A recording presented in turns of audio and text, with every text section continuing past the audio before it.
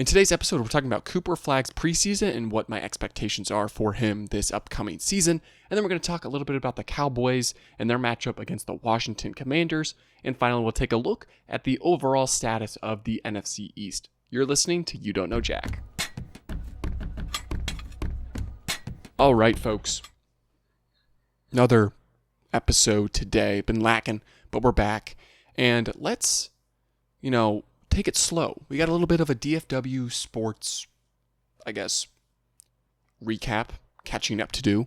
But the main creme de la creme today is Cooper Flagg and his preseason. I was able to see him in person when they played the Oklahoma City Thunder in their first preseason game, and then I watched the rest of the games on TV, and I want to give you guys my thoughts, and also give you a little bit of expectations for this season. I did make a YouTube short, TikTok, or whatever, about what I expect for him this upcoming season, and also what the status for this Mavericks team is. What are my expectations for them? I'll have a more in-depth video later, but I just wanted to lay that on the line for you guys today. And then we'll talk about the Cowboys and their match against the Washington Commanders and also the NFC East, because every team except the Giants lost last week, and that doesn't normally happen. So I want to talk about them just a little bit. But let's talk about these Dallas Mavericks quickly in today's episode, because I think they are one of the more fascinating teams. Yes, you can see the poster in the background. However, they are a very captivating team, in my opinion. So let's take a look. Yes, it's the ESPN page here, but let's take a look at, hopefully we can get their preseason stats here. No, it doesn't want to give me any. We're like a year behind on this. Oh well. However, can't even get nothing. All right, let's take a look at their preseason games here.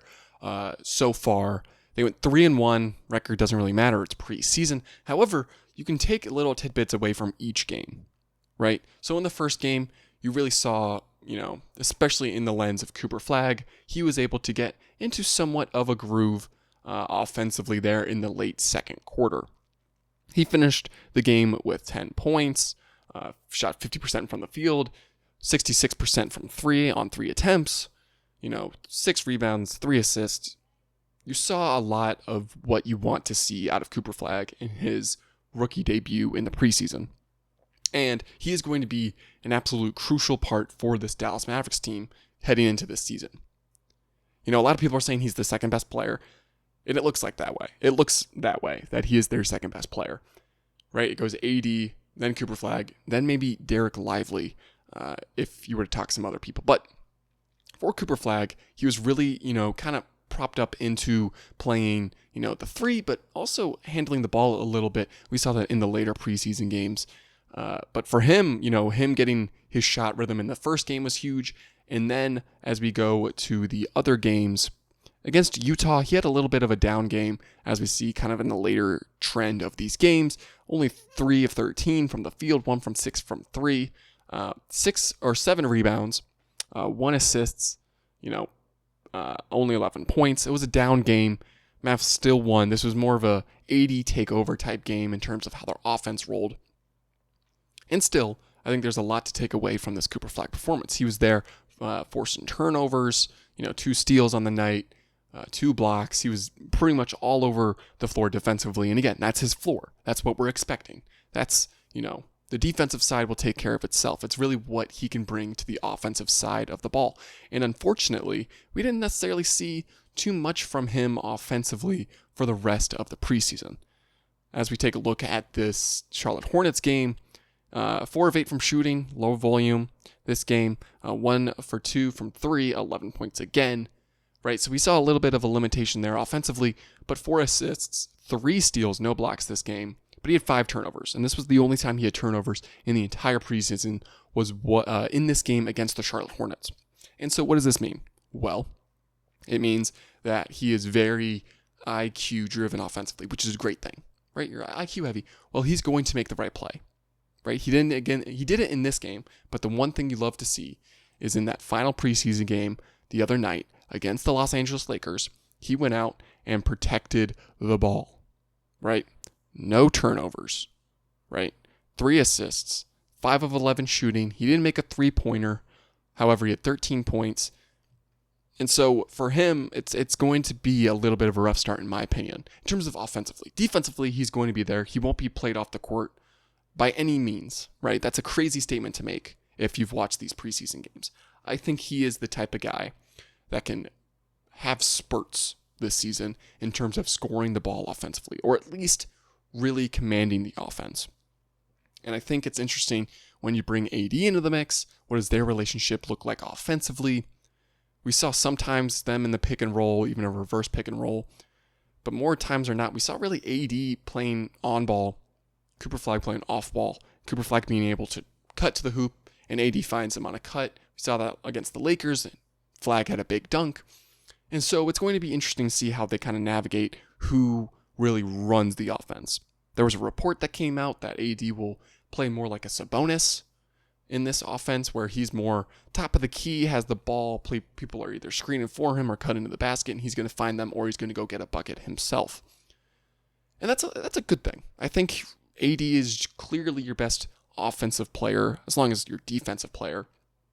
And so for him to really drive the offense, it's going to be interesting to see how Cooper Flagg gets his opportunities. Now, maybe he takes more command of the offense when AD's on the bench. We saw that a little bit when it was a PJ, Derek Lively, and Cooper Flagg rotation there. A lot of Mavs fans were hooting and hollering for this lineup, and there's a lot there. It's a very quick lineup. It can run up and down the floor. PJ excels in transition offense with his little shoulder bump. That's literally his signature move, which is great. But also, Cooper Flagg will make the right plays, right? We see Derek Lively there in one of the preseason games with a little Euro step after he got the steal, right? These guys can run in transition. And we know from last postseason, transition offense especially is where these teams need to excel for postseason success, right? It was the most successful rate of scoring the basketball was in transition offense compared to traditional half-court offense. And that makes sense, right? Usually those transitions are off steals, blocks, missed shots, turnovers, etc. However, that's not normally the case. It's can you grab a defensive rebound and go down the court? You didn't necessarily see that too much when AD was on the court. It was a little bit concerning offensively and defensively in the transition game. But still, with Klay Thompson out there, you could see some transition threes with Najee Marshall can handle the ball. D'Lo is really more of a quarterback this season, in my opinion. How is he going to, lead the guys to help them score rather than score himself? And so overall, this Mavericks team is very compelling. There are some faults, right? The spacing, how are they going to really roll with the two big lineup if you have AD at the 4, Derek Lively at the 5, or Gafford at the 5? Those are going to be very interesting minute division there, right? They're probably going to start with that, but how long do they continue with that? Is it more, okay, Derek Lively, you're off. AD, you're at the 5 for now. Okay, AD or Lively, go in for him, right? Are they more or less switching minutes? Well, then that creates Daniel Gafford as the odd man out. And so for that, it's going to be very compelling to how Jason Kidd commands this offense going into the season and how he balances the minutes. A lot of people are clamoring for the Mavericks to trade a guy like Daniel Gafford to get another shooter or another ball handler, another playmaker.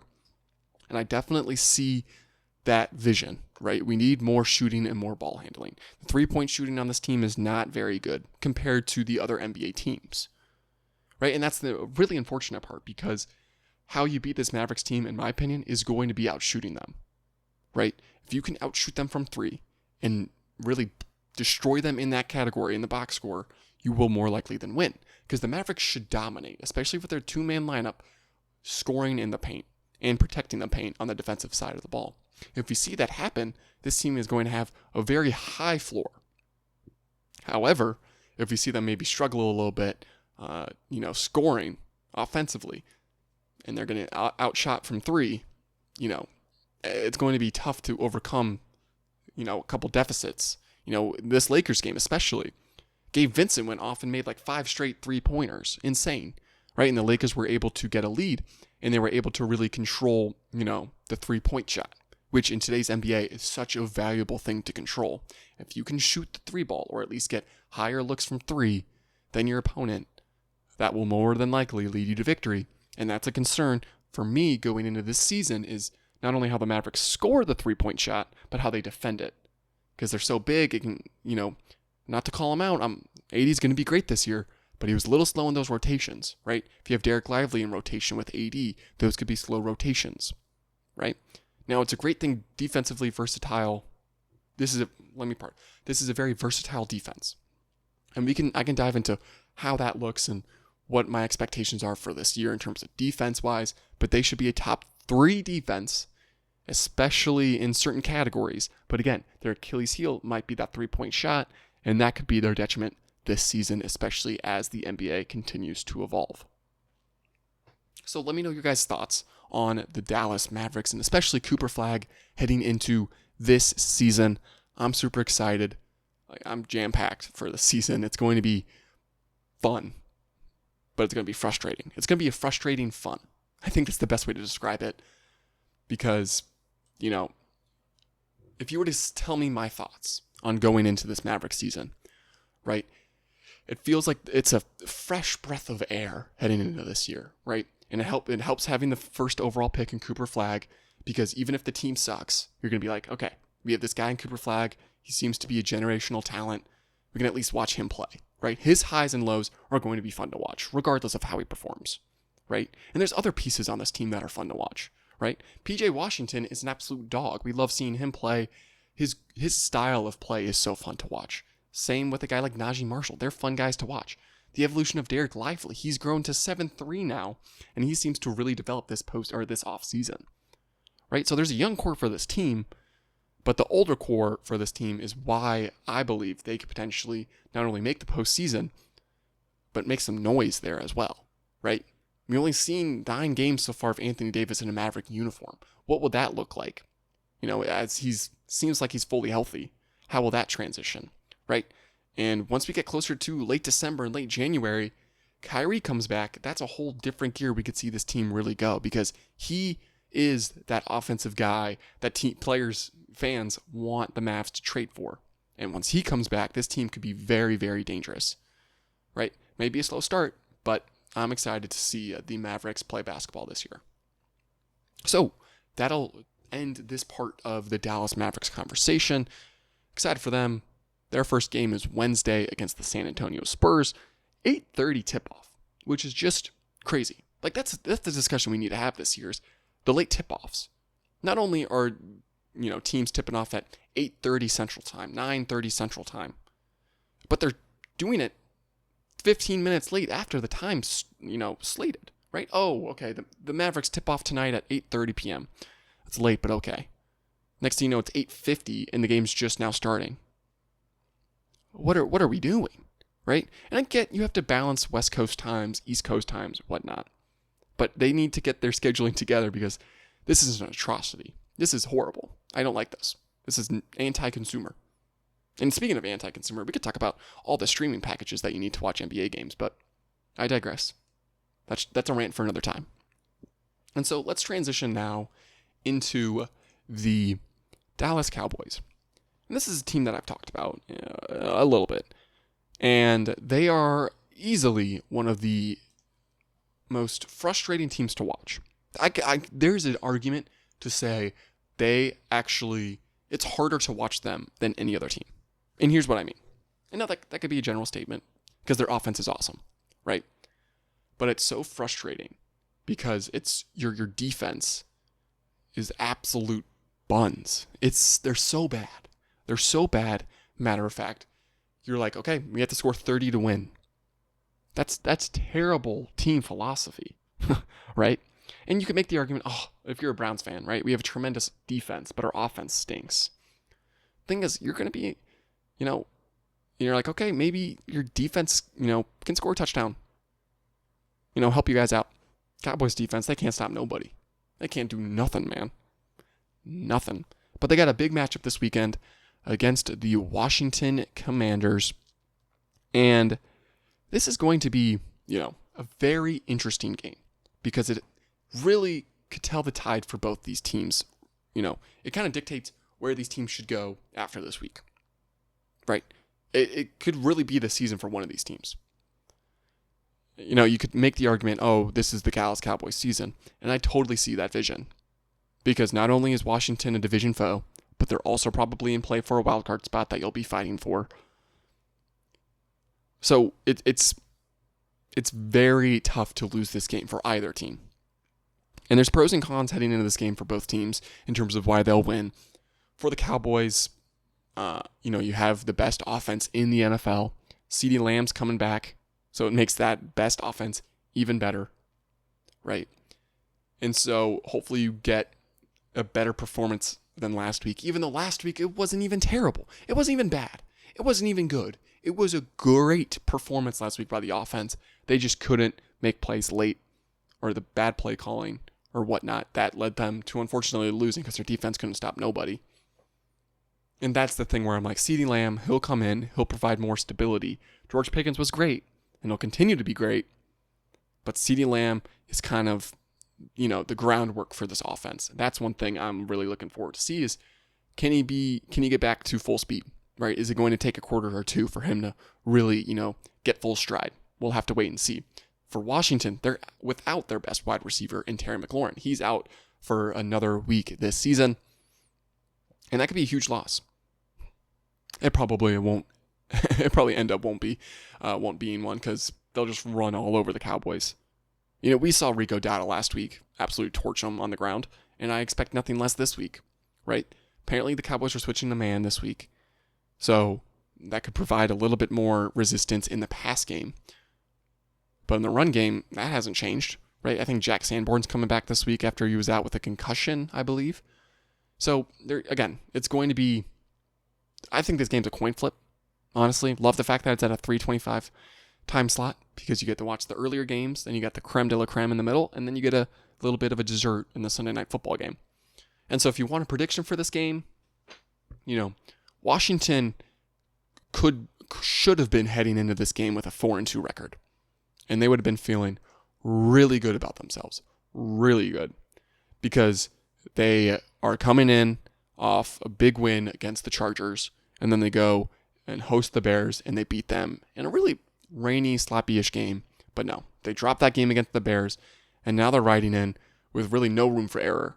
Because you look at this next game stretch for them, this 4-game stretch for the Washington Commanders could be brutal.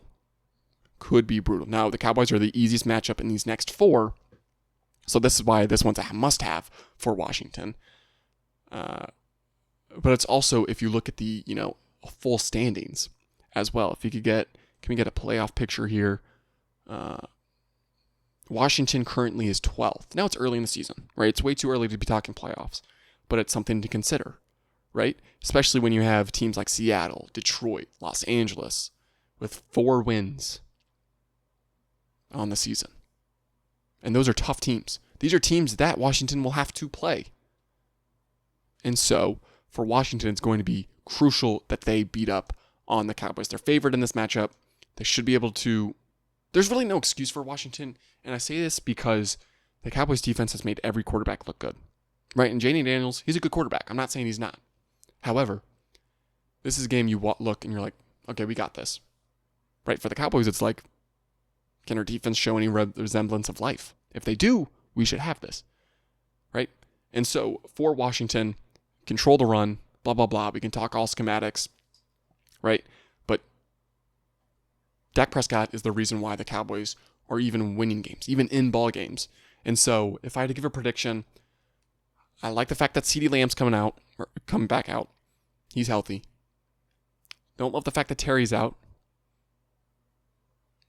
I think the Cowboys being at home, they play a lot better at home than they do on the road so far this season. And for that reason, I'm going to go with the Cowboys. It's a shootout, as always. I'm going to go 31-28. Cowboys win. Yeah, that's my prediction. Right? So let's go over that again. So my prediction for this NFL Sunday for the Cowboys is 34-28, and here's why. They have the better quarterback, they have the better offense, and I think they'll be able to score points more efficiently than the Washington Commanders will. Cowboys switching back to man, I like that. Still don't believe in this defense. I think they give up that 28 points fairly easily when it happens. However, I think at home, the Cowboys will have more control of the game, than they did in Carolina. That's why they'll win this game and this week. But then you look at the whole NFC East, and you look at this whole division, and it's a fall from grace almost, because they were one of the best divisions last year, right? Philly, Washington, right? 2 playoff teams there. You can make the argument they're maybe the 3rd best division. However, last year they were great. They have the Super Bowl champ, whatnot. But one thing that I find so fascinating is now they're all kind of mediocre. They're all kind of just mid-teams, right? Philly's lost 2 in a row now. Washington feels like they're falling off, but they're plus 32 in point differential. That's actually a crazy stat for being 3-3. Plus 32 in point differential. Sheesh. Right? You have the Cowboys' best offense, worst defense. And then you have the Giants. Make the quarterback switch. Seems like they go, I think they're 2-1 with the quarterback switch right now. Yeah, because they beat the Chargers. Right? So maybe they have higher hopes this season. So this Division 1 can either continue to be mid or actually be the best conference or best division in football. Just because it's really based on, the Giants. Can the Giants really keep up this momentum? Can the Cowboys defense show a little bit of life? Can Washington get healthier? Right, for Philly, they just got to get back to winning. I don't think it's necessarily a huge analytical thing that you could look at the Eagles and be like, they're not winning because of this, this, and this. No, just run the ball, and I think you guys will be fine. They're still a good team, right? The 4-2 with the -1 point differential is a little bit right? But still, I think this is the most interesting division in football because you have teams like the Eagles that should be winning more. You have teams like Washington that have a winning pedigree from last year. The Cowboys, great offense, terrible defense. The New York Giants, 2 rookies leading the pack, right? There's a lot to like about this division. There's a lot to hate about it, right? And you compare it to the other divisions, yeah, right now they're kind of sitting in mid, right? They have the worst division right now, I think, by win percentage, just on average. Now, I was going to say NFC South's probably the worst, but no, Carolina beat up on the Cowboys. I believe the Falcons beat the Commanders. So, right, they have the worst team, but doesn't mean, that evens out, because you have Tampa Bay, which might be the best team in the conference. They are the best team in the conference record-wise. So, again, the NFC, it's early to talk playoffs, but for the NFC East, it's very, very compelling. I think it's easily the most intriguing division, like I've said. I'm interested to see how the games go this week.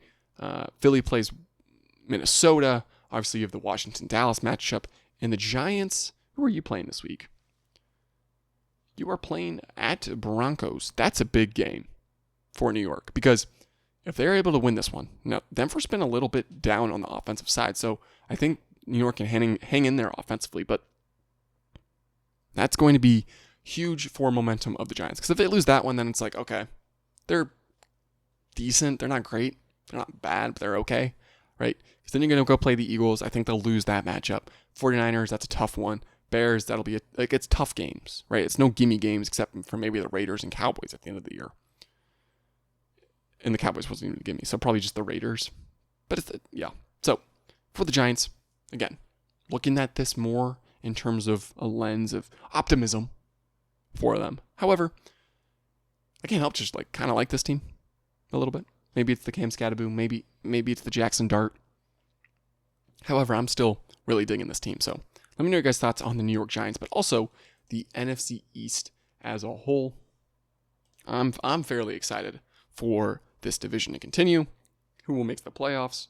Who's going to win the division? We haven't had a repeat winner in 20-ish years or whatever that crazy stat is.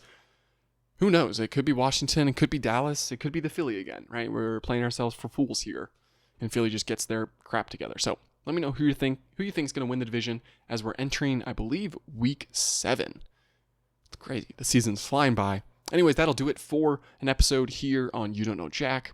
Shorter than I thought it would be.